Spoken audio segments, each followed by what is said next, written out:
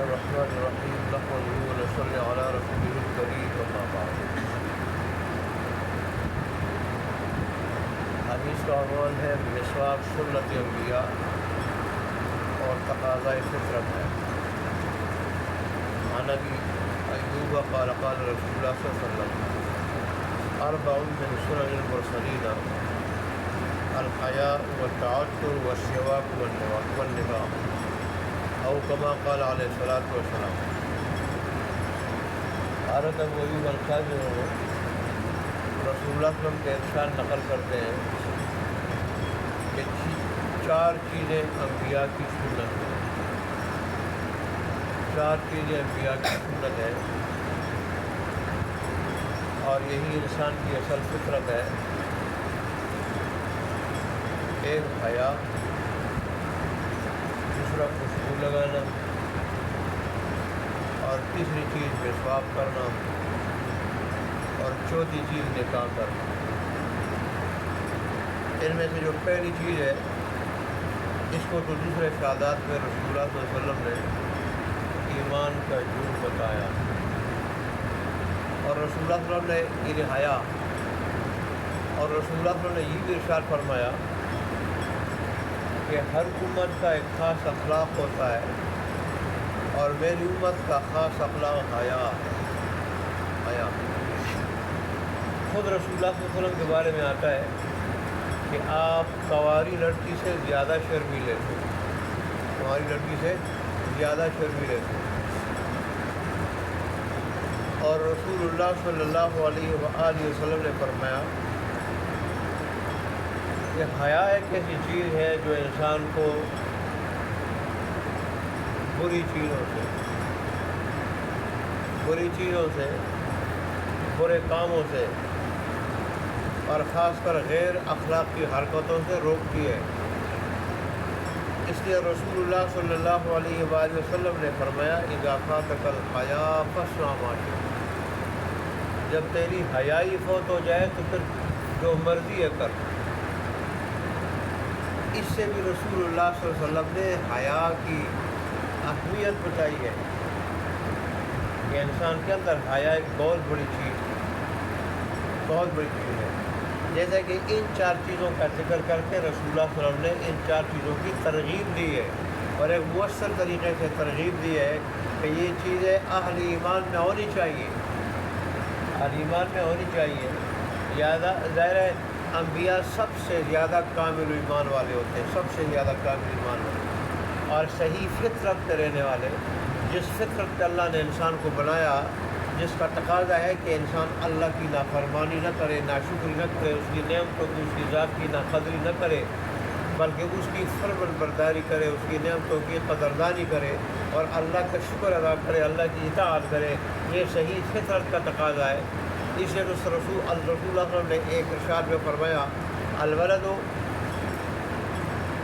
علی فطرت الاسلام، الولد یولد علی فطرت الاسلام فوالدہ یحودانہ او ینصرانہ، کہ انسان پیدا ہوتا ہے صحیح فطرت پہ، فطرت اسلام پہ، یعنی اللہ تبارک و تعالیٰ کی فرمان برداری اور اطاعت والی فطرت پہ۔ لیکن حدیث میں تو والدین کا ذکر ہے، مراد اس سے ماحول ہے۔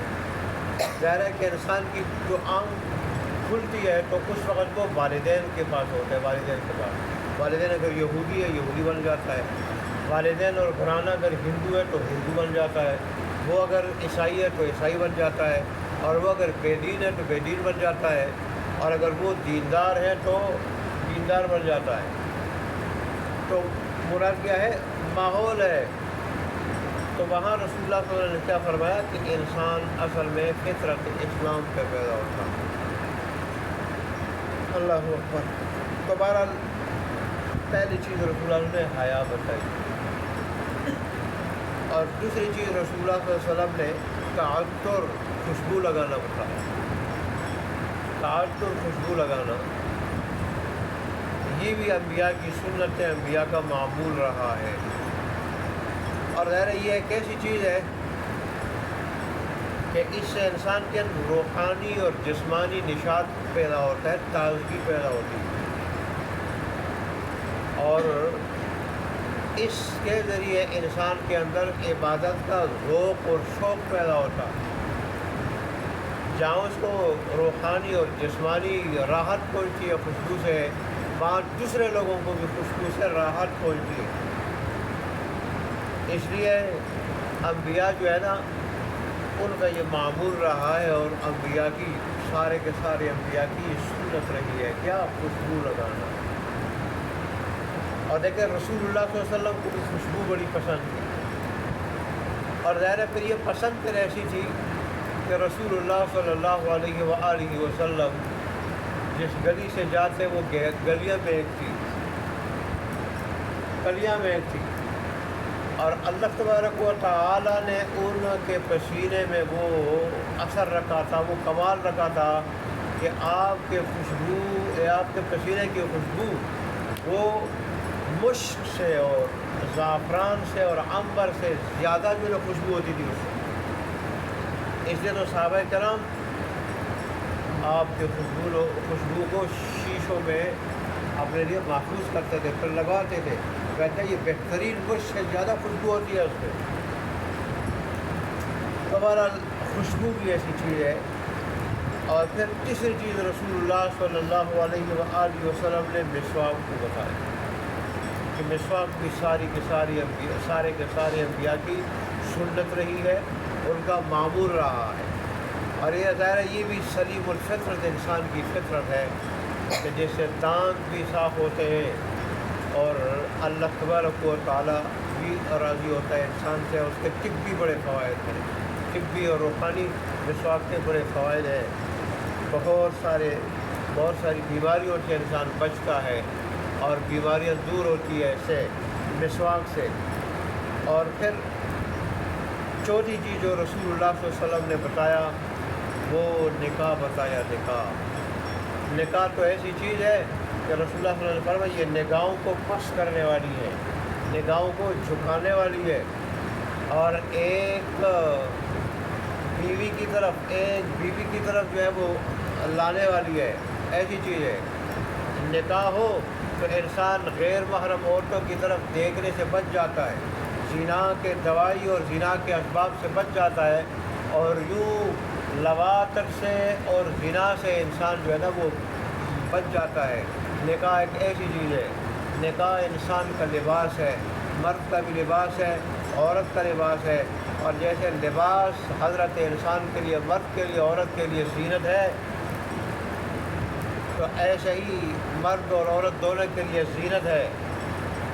اور جیسے لباس کے ذریعے مرد اور عورت کے بہت سارے عیوب چھپ جاتے ہیں، ایسے نکاح کے ذریعے مرد اور عورت کے جو ہے بہت سارے عیوب جو ہے چھپ جاتے ہیں۔ تو بہرحال نکاح کے بارے میں رسول اللہ نے فرمایا یہ ایمان کو محفوظ کرنے والی چیز ہے، جس نے نکاح کر لیا اس نے آدھا ایمان محفوظ کر لیا، اور باقی آدھے ایمان میں اللہ تبارک و تعالیٰ سے بچتا رہے۔ رسول اللہ نے یوں بھی ارشاد فرمایا جس کو نیک بیوی ملی اس کو دنیا آخرت دونوں کی بھلائی ملی، دنیا آخرت دونوں کی بھلائی ملی۔ جس کو نیک بیوی ملی اس کو گویا دنیا میں جنت مل گئی۔ تو بہرحال نکاح بھی اللہ تبارک و تعالیٰ کی طرف سے بہت بڑی نعمت ہے، بہت بڑی۔ اور یہی وجہ ہے کہ جس عورت کا شوہر فوت ہو جائے تو 4 مہینے اور 10 دن اس کے اوپر سوگ ہے، غم منانا ہے۔ ماں مر جائے تو 3 دن، باپ مر جائے تو 3 دن، بیٹا مر جائے تو 3 دن، اور اگر شوہر مر جائے تو 4 مہینے اور 10 دن۔ اللہ تبارک و تعالیٰ نے عورت کو یہ بتا دیا کہ نکاح تو مرد کے لیے بھی بہت بڑی نعمت ہے، میری بہت بڑی نعمت ہے۔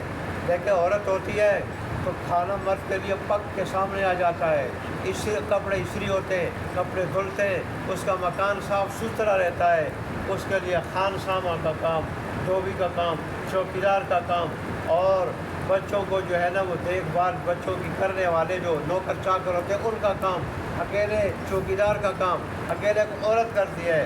اس طرح شوہر بھی بیوی کے لیے بہت بڑی نعمت ہے کہ اللہ تبارک و تعالیٰ نے فرمایا یہ مر جائے تو شوہر مر جائے تو بیوی کو 4 مہینے اور 10 دن سوگ منانا چاہیے۔ شوہر ایسی نعمت ہے کہ عورت کو دنیا کے سارے غموں سے بے غم کر دیتا ہے، شوہر سارے غموں سے کھانے کی، پینے کی، رہائش کی، پہننے کی، اور دنیا کی جتنی ضروریات ہیں، دوائیاں شوائیاں ہیں، ساری علاج معالجہ، ساری کی ساری جو ہے نا وہ جو پریشانی ہے اور ساری پریشانیوں سے اور ضرورت سے شور کیا کرتا ہے، بے غم کر رہتا ہے۔ اس لیے اللہ تبارک و تعالیٰ نے بیوی کو یہ حکم دیا کہ جب تیرا شوہر مر جائے تو 4 مہینے اور 10 دن جو ہے وہ کیا کر دو، سوگ بناؤ۔ تو بہرحال اس میں اللہ تبارک و تعالیٰ نے رسول اللہ صلی اللہ علیہ وسلم نے جو 4 چیزیں بتائیں، تو یہ رسول اللہ صلی اللہ علیہ وسلم نے ان 4 چیزوں کی طرف بڑی مؤثر طریقے سے ترغیب دی ہے کہ ہر اہل ایمان میں یہ 4 چیزیں ہونی چاہیے۔ اللہ ہمیں بھی توفیق دے دے کہ ہم یہ 4 چیزیں جو ہے نا وہ ان کو اپنائیں۔ اللہ تبارک و تعالیٰ اپنانے کی توفیق عطا فرمائے۔ وآخر دعوانا الحمد للہ رب العالمین۔